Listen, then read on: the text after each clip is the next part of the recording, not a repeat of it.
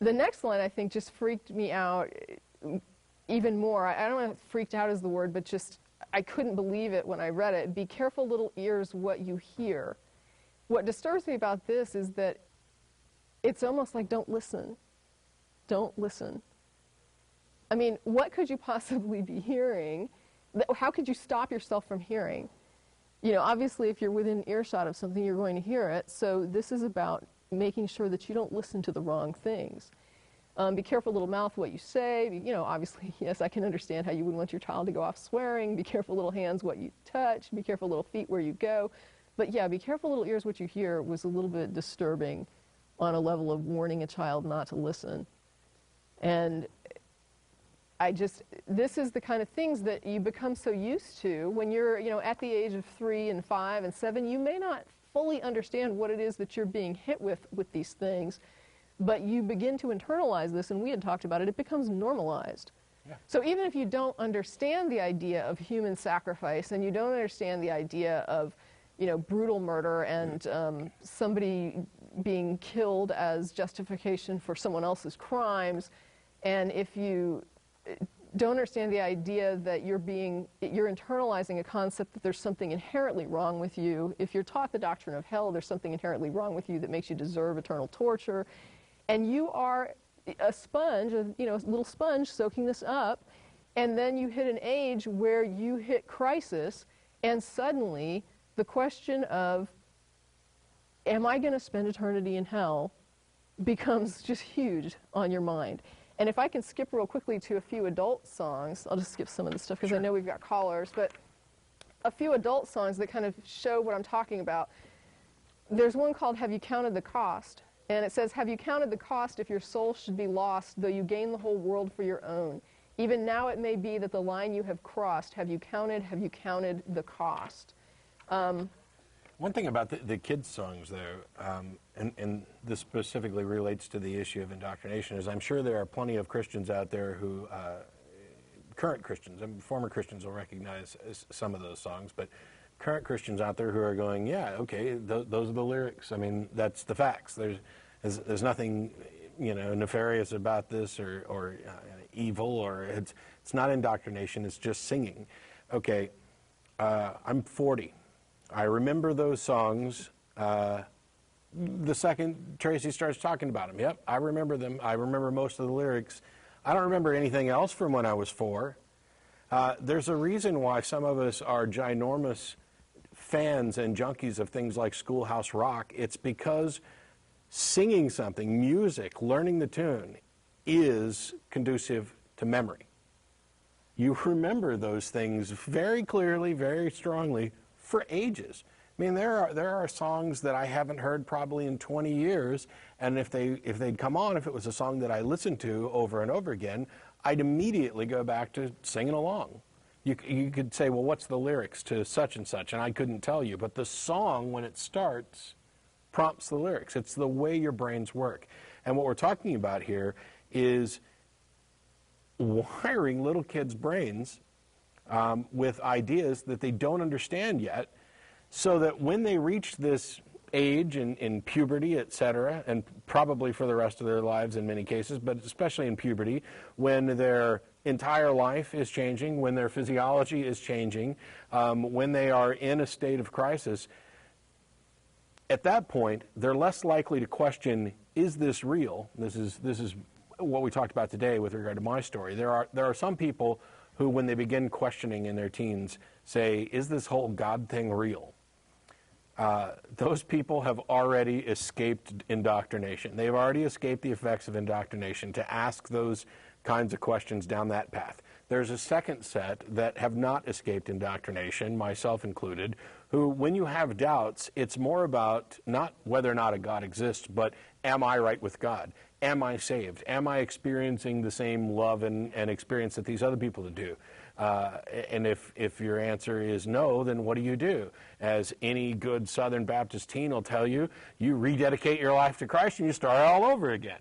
And you do this, I can't count the number of times I watched people rededicate, and I rededicated, and it's all in this attempt to get something that you know must necessarily be real, that you seem to have evidence to support in much the same way that the trash disappears, so there's a garbage man, but presents appearing don't mean that there's a Santa Claus. You appear to have evidence that supports it. You have been stuck by this indoctrination at basically the 7-year level when it comes to this issue of the question of God's existence and our relationship to that entire religious spectrum. You're stuck there. And that's what the indoctrination does, and that's right. Why we're and one thing it. I kind of skipped over that I should have brought in was from that essay, conversion removes all the negatives, leaving a sense of relief. And we talked about that too. It's like when you're that age, we get so many letters from young people who say, I was so worried. I mean, I was worried. I prayed so hard. I was so scared I was going to go to hell for like a year when I was 14. I just prayed and prayed and prayed, and I just begged God to help save me and give me some kind of a sign or let me know that this was real or come into my heart or whatever it is that they believe that they need from God. They are begging for this. They're begging for this out of extreme fear that they are going to make a wrong choice and go to hell because they believe that that's a real possibility. So these kids are just, freaking out thinking, I have to make this decision. And we get letters from adults who write to us and say, if you don't reconcile this question, you will live your entire life in fear and doubt about whether or not there really is a God. Now, obviously, Matt and I are not living in fear and doubt about whether or not there is a God. And so the person who writes and says that we're going to experience that can only be speaking from a self-perspective. They are basically saying, if I hadn't decided to go ahead and believe in God, I would be in fear and doubt. Because what happens is after a year or 2 years or 3 years of begging and fearing and freaking out and saying, oh my God, am I going to go to hell? Sometimes it's just easier to say, I have to believe this. Yeah. Because if I don't believe this, this is going to be forever.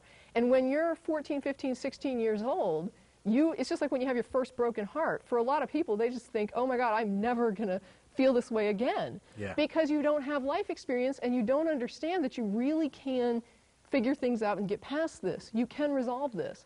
And so they're thinking, there's no way I can know if there's a God or not, and so am I going to spend the rest of my life fearing and doubt and worrying about going to hell, or am I going to embrace this and believe it and then it all goes away?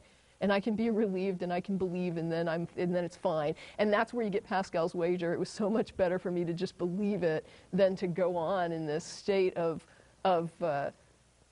limbo where I was just freaked out about what was going to happen to me. If you think that the choice is eternal fear and doubt for the rest of your life versus believing it and then all of that goes away and you get that relief, it's really easy to do what it takes to force yourself to accept a thing. So do we want to start taking some calls real quick? Sure.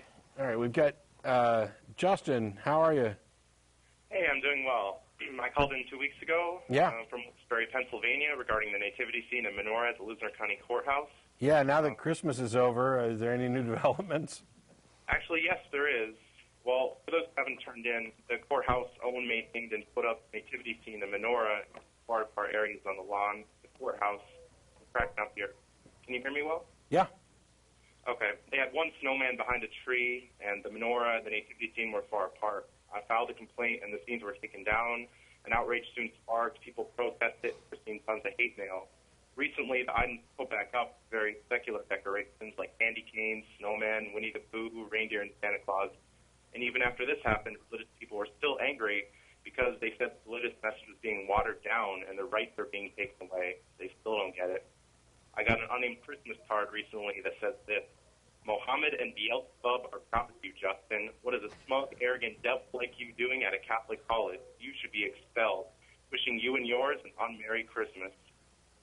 Great. Was your Christmas unmerry? No, it was then they didn't get their wish. At a great time. I asked people if their Christmases were ruined because this happened, and everyone seemed to have a great time. You know, if maybe instead of wishing for you to have an unmerry Christmas, they'd have actually prayed about it, maybe you would have had No, that's not.